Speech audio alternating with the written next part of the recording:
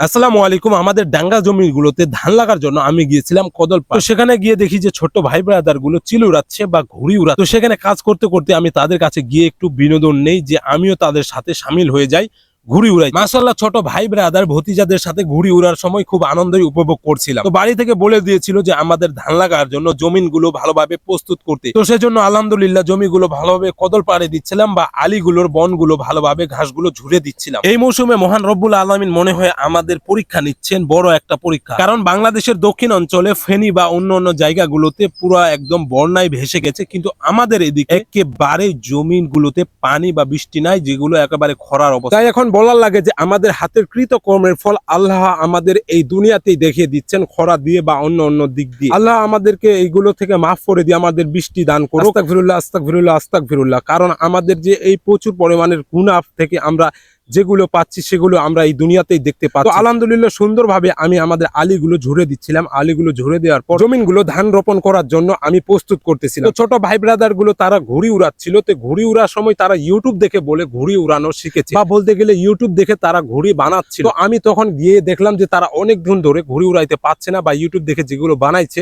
সেগুলো সুন্দরভাবে উড়াইতে পারছে না। তো আলহামদুলিল্লাহ আমি তাদের সাথে সামিল হয়ে তাদেরকে বলি যে আমরা আমাদের শৈশবে যেভাবে ঘুড়িগুলো বানাইয়া আমরা উড়াইতাম, তো আমি তোমাদেরকে সেই রকম ভাবে ঘুড়ি বানাইয়া উড়াই দেখাই দিই। কারণ তোমরা ইউটিউব দেখে ঘুড়ি বানাইতে শিখছো, কিন্তু আমরা আমাদের সেই শৈশবের কিছু মনে রয়েছে। তো আমি চাইলাম যে তাদের সাথে শৈশবের কিছু আনন্দ উপভোগ করা যায়। ইনশাআল্লাহ আমি তাদেরকে ঘুড়ি উড়ানোর জন্য ঘুড়িটা পরিপূর্ণভাবে ঠিক করে চলে যাচ্ছিলাম ঘুড়ি উড়ানোর জন্য। আলহামদুলিল্লাহ আমাদের আকাশটা খুব সুন্দর লাগতেছিল, বলতে গেলে একদম কাশ্মীরের মতন।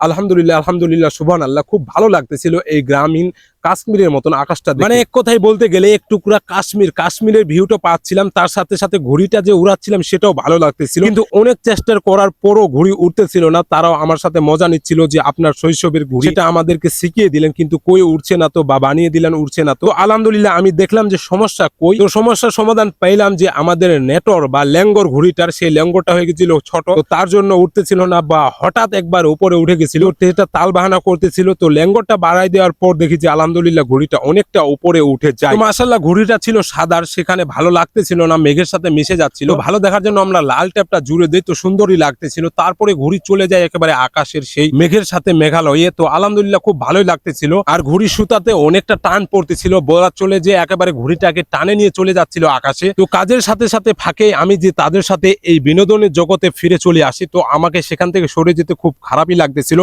তো আলহামদুলিল্লাহ আমি একটু কাজটা আগিয়ে নিয়েছিলাম, তারপরে তাদের সাথে সামিল হয়েছিলাম। তো এই ছিল দিনের কাজ, ভাই ব্রাদার ছোট ভাতিজাদের সাথে একটু আনন্দ উপভোগ। তো সবাই ভালো থাকবেন, সুস্থ থাকবেন, আমার জন্য দোয়া করবেন। আসসালামু আলাইকুম ওয়া রাহমাতুল্লাহ।